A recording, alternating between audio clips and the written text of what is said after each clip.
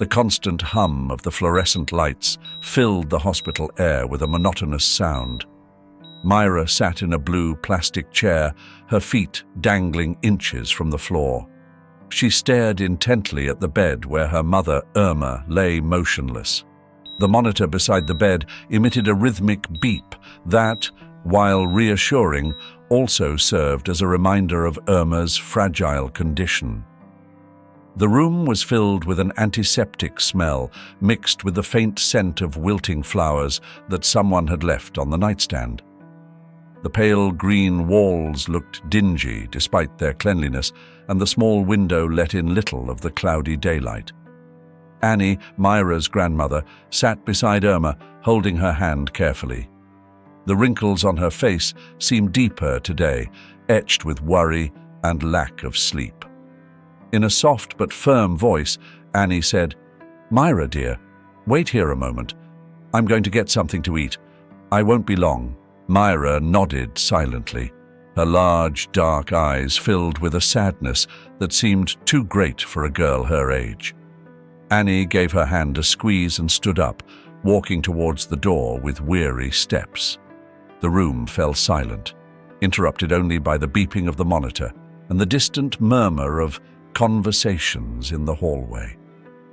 Myra looked around, taking in the details of her surroundings, the stiff white sheets, the tubes and wires connecting her mother to the machines, and the clock on the wall that seemed to move with agonizing slowness. Minutes passed, and Myra's anxiety grew. She got up from the chair and approached her mother's bed, taking her cold hand in hers. Memories of better times flooded her mind, moments when her mother was full of life and laughter. "Mom," Myra whispered, though she knew she wouldn't get an answer. Suddenly, a thought occurred to her. Annie had said she was going to get food, but that meant Myra was alone for a moment. What if something happened? Who would help her mother? Despair began to take shape in her heart, and with it, a daring idea. She looked at her mother one last time and then, with determination, left the room. The hospital corridor was long and desolate. Myra walked quickly, trying not to attract attention. No one seemed to notice the small figure slipping through the shadows. Finally, she reached the hospital entrance and pushed open the heavy glass door. The cold afternoon air hit her like a slap, but Myra didn't stop. She ran towards the street, her worn boots echoing against the pavement. The city streets were crowded, but for Myra, it was all a blur of unfamiliar faces. She walked aimlessly for a while, feeling the desperation grow within her. It was a typical busy day at the bank in the city center. As closing time approached, the steady stream of customers began to dwindle. Helen, an experienced teller, was finishing her shift. The afternoon sun streamed through the large windows, creating long shadows on the marble floor. Helen counted bills and reviewed the last documents of the day. Her routine was always the same, meticulous and efficient. The bank had been her second home for decades. Suddenly, the bank door opened with a soft creak. Helen looked up and saw a little girl entering. The girl wore ragged clothes, a tattered coat, and oversized, worn-out boots. In her trembling hands, she clutched a green toy gun. Helen frowned, taken aback by the unexpected sight. "What's a little girl doing here alone and in this state?" she thought. Surprise soon turned to concern. The security guard, watching from his post, also noticed the girl. He was a large, burly man with a generally stern expression, but upon seeing the girl, something in his gaze softened. "Let her stay for a moment to warm up," he thought. "It's freezing outside." The girl timidly approached Helen's counter. Her face showed a mixture of determination and despair. In a broken voice and with tears welling in her eyes, she said, "Please, ma'am, give me some money. I need it very much. If you don't, something bad will happen." Helen was speechless. She had never faced a situation like this. The toy gun in the girl's hands seemed so out of place in that environment. Trying to remain calm, Helen leaned forward slightly and spoke to her softly. "Honey, what's your name? Where are your parents?" The girl, with tears sliding down her dirty cheeks, replied, "My name is Myra. My mum is sick, and we need money to help her. Please, Mom, help me." Helen's heart sank. There was something about the girl's sincerity that moved her deeply. She glanced at the guard, who returned her gaze with a mixture of compassion and uncertainty. They were not prepared for this. Unsure of what else to do, Helen decided to follow protocol. Discreetly, she pressed the alarm button under her counter to call the bank manager, Frank. Frank appeared a few minutes later, a curious expression on his face. He was a man in his 40s with an authoritative but fair presence. "What's going on here?" he asked, looking at Helen and then at the girl with the toy gun. Helen, still startled, explained the situation as best she could. "This little girl is asking for money with a toy gun. I'm not sure what to do. I thought it best to call you." Before Frank could respond, the bank door burst open again. The bank door burst open again, this time letting in an older woman, clearly distressed and gasping for breath. Her steps were fast and erratic, and her face showed signs of deep concern. She wore simple but clean clothes, indicating her effort to maintain some dignity despite the difficulties. "Myra, why did you leave by yourself?" the woman exclaimed, reaching the girl and hugging her tightly. Then, turning to Frank and Helen, she added, "I'm so sorry. This is my granddaughter." Frank approached with a look of curiosity and concern. "What's going on here?" he asked. The woman, still breathless, explained in a shaky voice, "We've been looking for help everywhere, but they've turned us down at every bank. Myra's mother, my daughter Irma, is very ill and needs an urgent operation. We don't know what else to do." Helen looked at Frank, awaiting his reaction.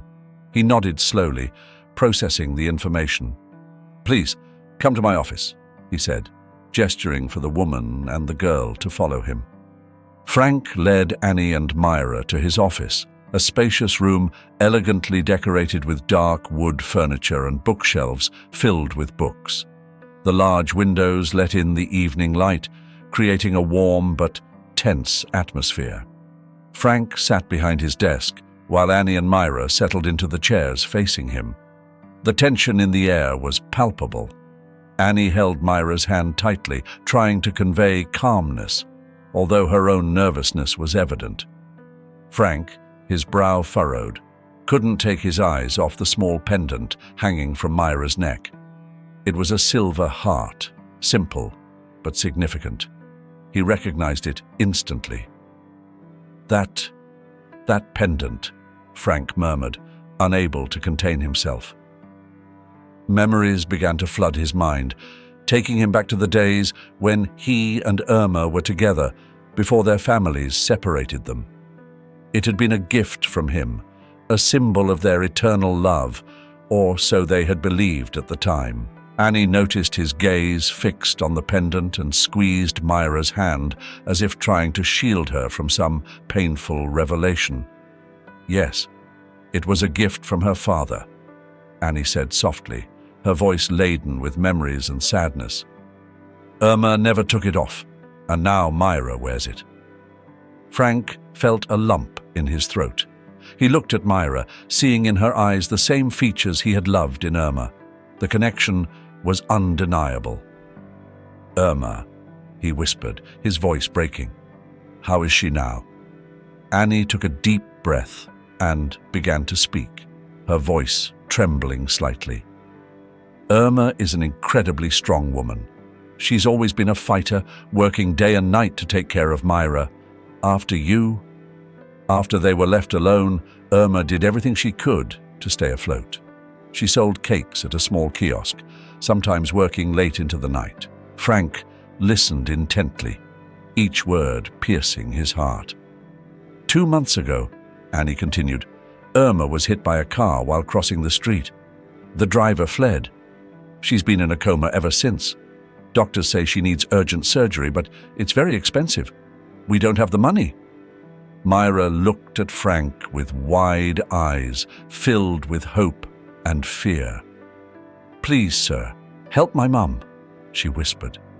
Frank leaned forward, resting his elbows on the desk and clasping his hands together. His thoughts were a whirlwind. Where is she now? He finally asked. At the General Hospital, Annie replied. We've done everything we can, but we have nothing left. We've been asking for help at all the banks, but no one listens to us. We're desperate. Frank nodded slowly, trying to maintain his composure. The revelation that Myra could be his daughter, coupled with the news of Irma's critical condition, had left him reeling. But he knew he had to act, and fast. I'll review these documents, he said, gesturing to the envelope Annie had left on his desk, and I'll see what we can do to help. Annie let out a sigh of relief, and Myra gave Frank a small, shy smile. Thank you, Annie said, her eyes welling up with tears. Thank you for listening.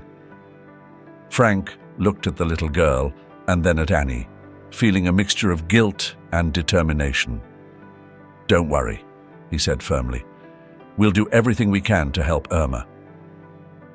The office fell silent for a moment, each of them lost in their own thoughts. For Frank, Myra's pendant had not only triggered a flood of memories, but had also awakened an urgent need to right the wrongs of the past. He knew that helping Irma and Myra wouldn't be easy, but he was determined to do the right thing. As Annie and Myra prepared to leave, Frank stopped them. Please, stay in town, he said. I need time to get everything organized, but don't worry, you're not alone in this. Annie nodded, grateful. Thank you, Frank. You don't know how much this means to us. Myra, still clinging to her grandmother, looked at Frank with renewed hope. Can we see my mum soon? Frank smiled, trying to reassure the little girl. Yes, Myra, very soon. When they left his office, Frank stared at Myra's pendant one last time before picking up the envelope containing the medical documents.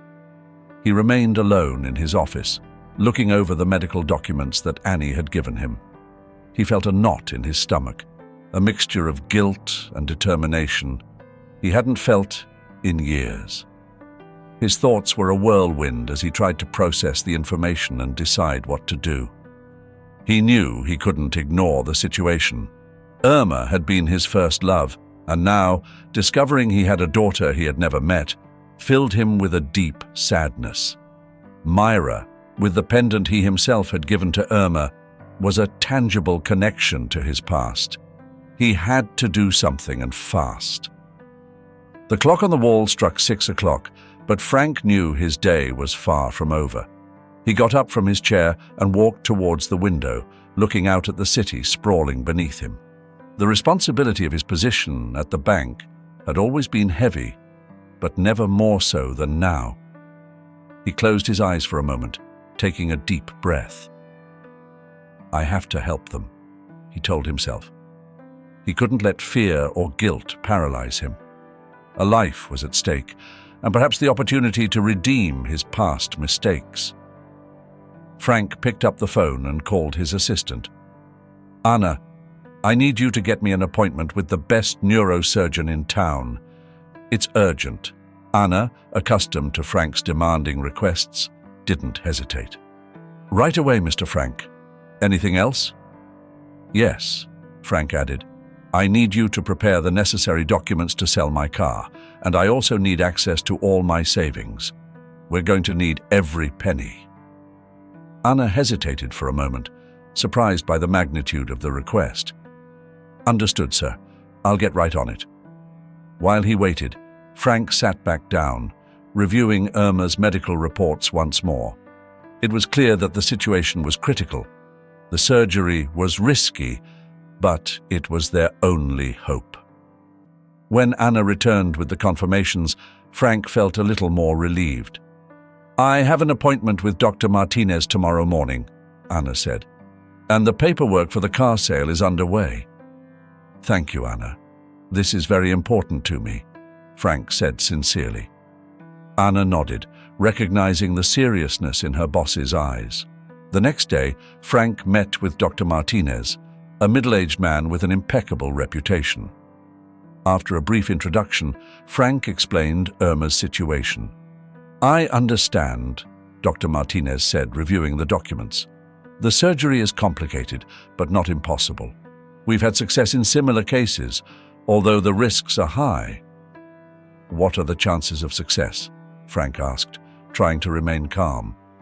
"I would say there is a 60% chance of success if the surgery is performed soon," the doctor replied. "But we can't waste time." Frank nodded, determined. "We'll do whatever it takes. Tell me what steps to follow." Over the next few days, Frank sold his car and emptied his savings accounts to raise the necessary money. Every action, every decision was a reminder of his commitment to Irma and Myra. He knew he was sacrificing a lot, but he also knew it was the right thing to do. One afternoon, while finalizing the last financial details, he received a call from Annie. "Frank, we don't know how to thank you for all of this. Myra is very excited and won't stop talking about you." "You don't have to thank me, Annie," Frank replied, his voice soft but firm. "It's the least I can do. Irma and Myra deserve the best." The eve of Irma's surgery arrived with a mixture of anxiety and hope. Frank, Annie, and Myra prepared for the decisive day with hearts filled with mixed emotions. The hospital, an imposing building of brick and glass, seemed even larger and more intimidating as the moment approached. Frank drove Myra and Annie to the hospital early in the morning. The lobby was full of people, each with their own worries and hopes. The air was thick with the smell of disinfectant and the sound of the hurried footsteps of doctors and nurses. In the waiting room, Annie tried to remain calm, but her face showed the wear and tear of weeks of worry. Myra, clinging to her grandmother, looked around with large, nervous eyes. Frank, sitting next to them, felt the weight of responsibility on his shoulders. He had done everything he could to get to this point. But now, all he could do was wait. Dr. Martinez, in his impeccable white coat, approached the group. "Good morning. How are you all doing?" he asked in a serene voice. "We're doing well, Doctor," Frank replied, though everyone knew the anxiety was palpable. "Is everything ready for the surgery?" "Yes, everything is prepared," said Dr. Martinez. "The surgery is complicated, but I trust my team. We'll do our best." Annie nodded, her voice barely a whisper. "Thank you, Doctor. We don't know how to thank you for this." Dr. Martinez smiled kindly. "We are here to help. Now, if you'll excuse me, I must go get ready." As the doctor walked away, Frank took Myra's hand, giving it a comforting squeeze. "Everything will be all right. You'll see," he told her, trying to instill confidence. The hours passed slowly in the waiting room. The ticking of the clock on the wall seemed to amplify with each passing minute. Frank and Annie exchanged worried glances, while Myra remained silent, drawing invisible figures in the air with her fingers. To distract himself, Frank began to tell Myra stories from when he was a child, about how he used to play in the park and his school antics. Myra listened intently, and at times a small smile would appear on her face. This interaction helped ease the tension a bit. Finally, after what seemed like an eternity, Dr. Martinez reappeared. His expression was serious but not desperate. Everyone stood up instantly, their hearts pounding. "The surgery was a success," the doctor announced. Irma is stable and in recovery. The next few hours will be crucial, but we have overcome the first major hurdle." Relief was palpable. Annie let out a deep sigh and allowed herself a few tears of relief. Frank hugged Myra, feeling a wave of hope. "Thank you, Doctor," he said sincerely. "Really, thank you." "Now we need to monitor her closely," Dr. Martinez continued. "You'll be able to see her soon, but she needs to rest." Annie nodded gratefully. "We understand. We just need to know she's all right." Frank watched as Myra looked at the doctor with a mixture of admiration and relief. "Will I be able to see my mum soon?" she asked timidly. "Yes, little one," the doctor replied with a smile. "Your mum is a fighter. She'll be with you soon."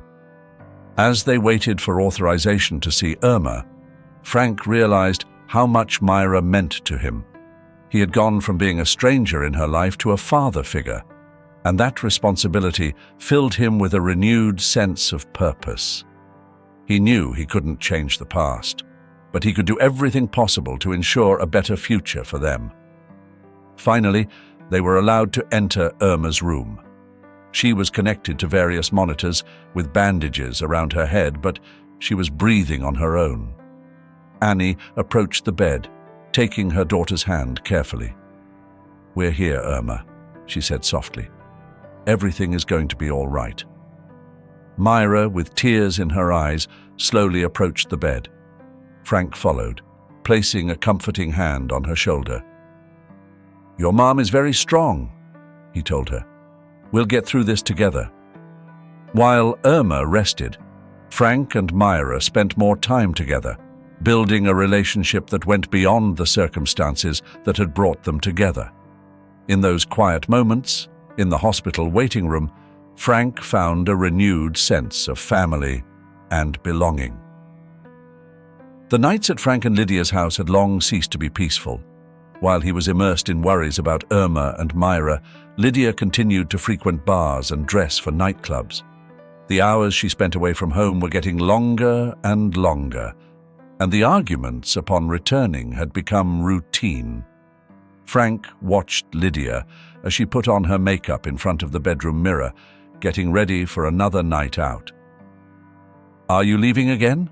he asked, even though the answer was obvious. Lydia didn't even bother to look at him. "Yes, Frank, I have a social life, something you don't understand," she replied disdainfully. The weariness in Frank's voice was evident. "It's not just that, Lydia. We can't go on like this. There's no love, no connection. We're simply living in the same house." Lydia turned to him, her eyes filled with fury. "And what did you expect, Frank? That I would stay here every night watching you worry about your new family?" Her sarcasm was palpable. Lydia looked at him with contempt. "You know what, Frank? Do whatever you want. I don't care anymore." She turned and continued getting ready, ignoring his presence. Frank stood up and left the room, feeling as if each step he took was heavier than the last. He went to his study and sat at his desk, opening the drawer where he had kept the divorce papers. He had been contemplating them for weeks, knowing that this decision was inevitable. He picked up a pen and signed the documents, his hand trembling slightly. He knew there was no turning back. The next day, he gave the papers to Lydia. She glanced at them quickly and, without a word, signed them as well. There were no tears, no prolonged arguments, just a tacit agreement that their marriage had come to an end. That night, as Lydia was getting ready to go out once again, Frank watched her for the last time. "I hope you find what you're looking for, Lydia," he said sincerely. Lydia looked at him with a mixture of surprise and disdain. "I hope the same for you, Frank," she replied, before leaving the house. The door closed behind her, and Frank felt a mixture of relief and sadness. He walked to the living room window, looking out at the city lights. His luxurious and empty life was coming to an end, and although the future was uncertain, he felt he was on the right path. The following days were a whirlwind of emotions and changes. Frank moved to a more modest apartment, closer to the hospital where Irma was recovering. Each visit to the hospital was a mixture of hope and fear. Annie and Myra greeted him with grateful smiles, and every small step forward in Irma's recovery was a reason to celebrate. One afternoon, while Frank and Myra were waiting in the hospital lounge, she looked at him curiously. "Where is the lady who lived with you?" she asked, innocently. Frank smiled, taking Myra's hand. "Lydia doesn't live with me anymore. We decided it was better that way." Myra nodded, accepting the explanation with the simple wisdom of children. "Are you going to stay with us then?" Frank felt a warmth in his heart. "Yes, Myra, I'm going to stay with you." Days turned into weeks, and Irma's recovery progressed slowly. Frank found himself increasingly involved in the lives of Myra and Annie. He had become a father figure to Myra, helping her with her homework and taking her to the park. The emptiness he had felt for years began to fill with the simplicity of everyday life and the genuine connection with Irma and Myra. It wasn't a life of luxury, but it was a life filled with meaning and love. One morning, while Frank was helping Myra get ready for school, Annie approached him with a warm smile. "Thank you, Frank. We don't know what we would have done without you." Frank looked at her, feeling a deep gratitude. "I owe you a lot, too. You have given me a second chance." That afternoon, Frank received a call from the hospital. Irma had woken up. He rushed to the hospital with Myra and Annie, their hearts filled with hope and fear. When they entered the room, they saw Irma, weak but conscious, looking at them with tear-filled eyes. "We're here, Irma," Frank said, taking her hand. "Everything's going to be okay." Irma smiled weakly, whispering, "Thank you, Frank. Thank you for not giving up."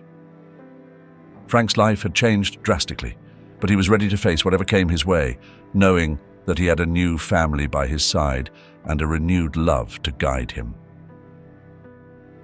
The morning sun filtered softly through the curtains of the hospital room. Irma opened her eyes slowly, her eyelids heavy as she tried to focus her vision. Next to her, Annie slept in a chair, with Myra curled up on her lap. Irma tried to move, but pain and weakness stopped her. Turning her head, she saw Frank standing in the doorway, watching her with a mixture of concern and relief. "Frank," Irma murmured, her voice barely audible. Frank stepped forward, his eyes shining with contained emotion. "Irma, you don't know how happy I am to see you awake," he said softly. But Irma, seeing him so close, felt a wave of discomfort and turned her face away, avoiding his gaze. Frank stopped, understanding Irma's need for space. "I know this is difficult," he began, his voice trembling slightly. "But please let me explain everything." Irma kept her gaze fixed on the window, listening intently.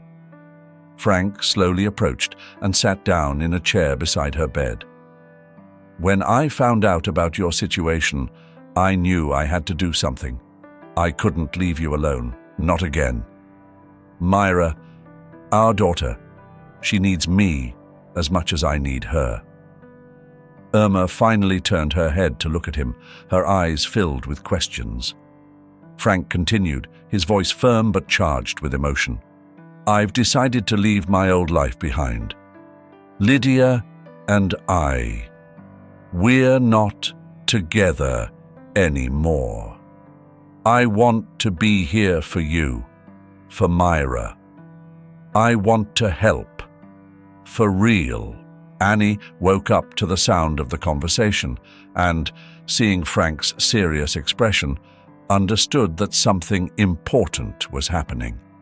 Myra, still half asleep, raised her head and smiled when she saw her mother awake. "Mommy!" she exclaimed happily, running to the bed. The atmosphere in the room softened with Myra's presence. Irma, although still confused, felt a glimmer of hope. Frank stood up, giving the family space to reconnect. "I'll give you a moment," he said, leaving the room with a smile. The return home was a slow and meticulous process. Frank had decided to move in with Annie, Irma, and Myra to help with Irma's recovery and build a life together.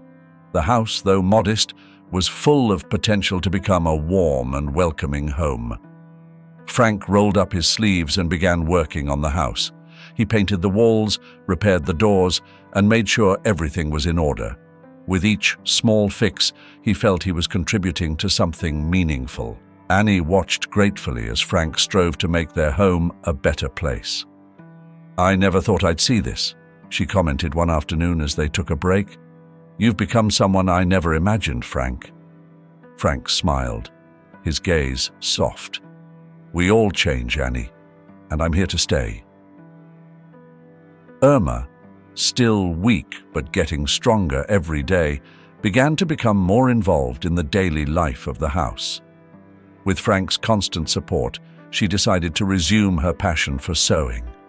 Frank bought her a new sewing machine, and together they set up a small workshop in a corner of the living room. "You always loved to sew," Frank commented as they adjusted the table. "I remember how you used to make those beautiful dresses." Irma smiled, her fingers caressing the fabric. "It's something that has always given me peace." "Thank you for this, Frank." The workshop became a place of creativity and healing for Irma. Frank and Myra would spend hours together, watching as Irma created beautiful pieces of clothing.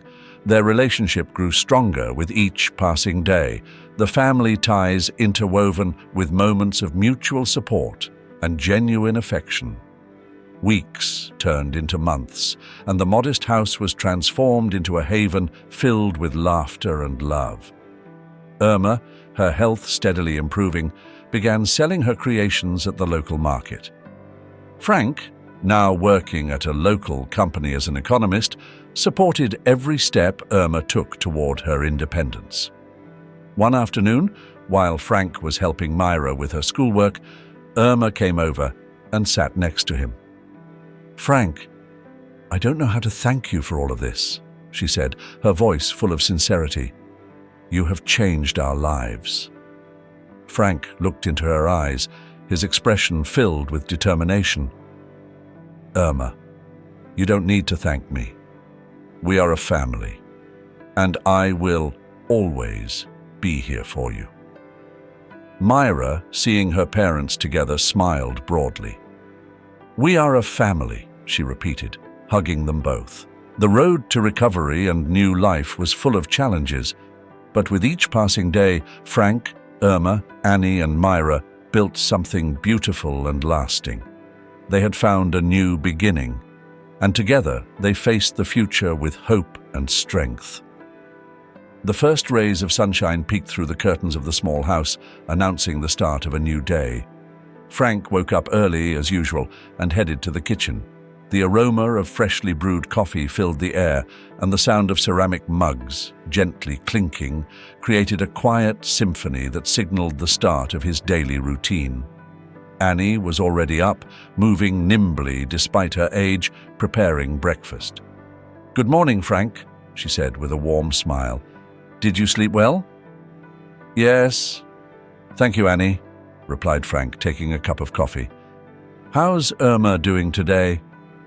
"She's feeling a little better. She's resting in her room," Annie replied as she placed some toast on the table. Myra appeared at the door, rubbing her sleepy eyes.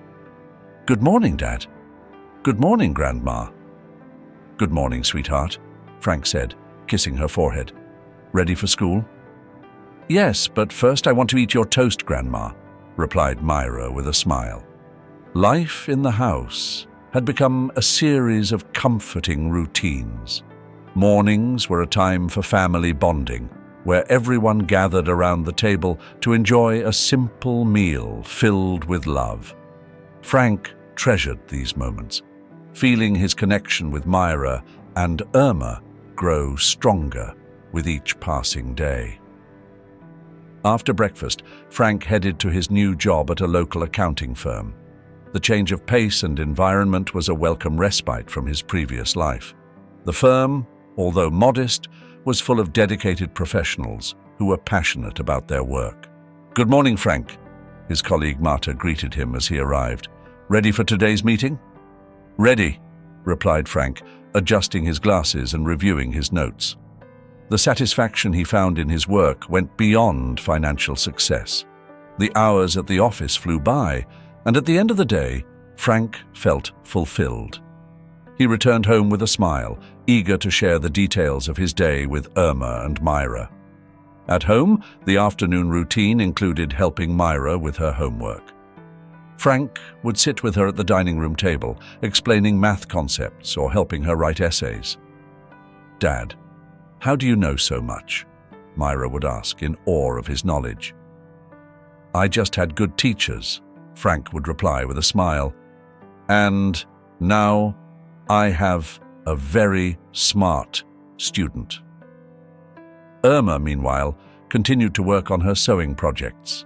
The sewing machine hummed softly as she created beautiful, one-of-a-kind garments. With each stitch, Irma regained her confidence and sense of purpose. Frank would often stop by to watch her, marveling at her dedication and talent. "How's the business going?" Frank would ask, sitting beside her. "Better than I expected," Irma would reply, smiling. "I've received a few new orders. People seem to like my designs." "I knew you'd do great," Frank would say, taking her hand for a moment. "I'm very proud of you." Life was not without its challenges. There were days when Myra struggled at school or when Irma felt exhausted from her recovery. But each obstacle was an opportunity to grow together as a family. Frank and Annie worked as a team to support Irma and Myra, and every small achievement was celebrated with joy.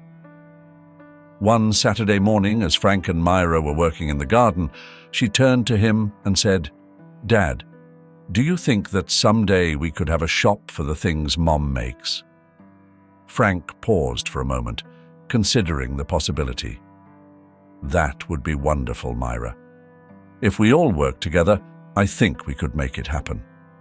Myra's words planted a seed of hope and ambition in the family. They began to talk more about the idea, dreaming of a future where Irma's talent could flourish even more. Frank vowed to help plan and manage the business while Irma and Myra focused on the designs. Evenings at home were quiet and filled with intimate conversations. They would often sit in the living room, sharing stories and dreams. Frank realized how much his life had changed since he decided to leave behind his empty and luxurious world. Here, in this modest but love-filled home, he had found his true home. The morning sun streamed through the windows of the new shop, illuminating shelves filled with beautifully crafted garments. Irma gazed proudly at her small business, which had been born from her passion and Frank's unconditional support. After months of hard work and dedication, they had finally opened the shop of their dreams. Frank, standing beside her, smiled at the joy in Irma's eyes. "We did it," he said, taking her hand. "This is just the beginning." "Thank you, Frank," Irma replied with a warm smile. "I couldn't have done it without you." As the shop bustled with curious customers, Frank discreetly slipped away, preparing a special surprise. That evening, after closing the shop, he took Irma and Myra to a small park nearby. Under the stars, Frank knelt in front of Irma, pulling a small box from his pocket. "Irma, you have been my inspiration and my strength. I want to spend the rest of my life with you, supporting and loving you. Will you marry me?" he asked, his voice firm and sincere. Irma, with tears of happiness in her eyes, nodded. "Yes, Frank. I want to spend my life with you." Myra clapped enthusiastically, overjoyed for her mother and Frank. The life they had built together was a testament to their love and dedication. The days that followed were a whirlwind of wedding preparations. Frank, Irma, and Myra worked together, enjoying every moment of the planning. The ceremony was simple but beautiful, surrounded by friends and family who had been part of their journey. Myra, now a radiant and confident young woman, blossomed in the love of her family. Her days of desperation and fear were a thing of the past. She found security in the love-filled home that Frank and Irma had created. Her performance in school improved dramatically, and she became a girl full of dreams and ambitions. Frank, observing Myra's transformation, realized something profound. True wealth was not found in money or status, but in the love and trust they shared as a family. Myra's happiness and Irma's smile were the greatest treasures he could have wished for. One afternoon, as they were walking together in the park, Frank mused aloud. "You know, Irma, I used to think that success was measured by money and social standing. But now I see that true wealth is in the moments we share, in the love we have for each other." Irma nodded, taking his hand. "It's true, Frank. We've been through a lot of hardship, but it's all been worth it. We're together, and that's all that matters." Irma's shop flourished, attracting customers who appreciated the quality and unique design of her garments. Frank continued working as an economist, finding fulfillment in a job that allowed him to balance his professional and personal life. Together, they faced each challenge with courage and love. Myra, with her energy and curiosity, became an integral part of the business. She helped her mother at the shop and learned about the art of sewing and design. Her enthusiasm was contagious, and her presence brightened every corner of the shop. Evenings at home were filled with laughter and meaningful conversations. They shared stories of their day, celebrated small victories, and supported each other through difficult times. Frank and Irma taught Myra the value of love, perseverance, and the importance of never giving up. As the years passed, their family grew stronger and their love deepened. Frank felt more fulfilled than ever, knowing that he had found his true purpose. The life they had built together was a beacon of hope and happiness, a reminder that love and courage could overcome any obstacle. One night, as they watched the stars from their garden, Frank turned to Irma and Myra. "We've come a long way," he said, with a peaceful smile. "And the best is yet to come." Irma hugged him tightly. "Yes, Frank. Together we can achieve anything." Myra, nestled between them, looked up at the sky with hope and gratitude. "Thank you for everything, Dad. Mum, I'm so lucky to have you." The journey of Frank, Irma, and Myra had been fraught with challenges, but also with countless blessings. They had found peace and happiness in the strength of their love and the unity of their family. And as they looked towards the future, they knew they were prepared to face anything life threw their way, with love and trust as their guide. And that, my friends, is the end of our story. Thank you for joining me on this heartwarming journey. If you enjoyed this tale of love, resilience, and second chances, don't forget to give this video a thumbs up and subscribe to my channel for more inspiring content. Until next time, keep believing in the power of love and the beauty of a united family.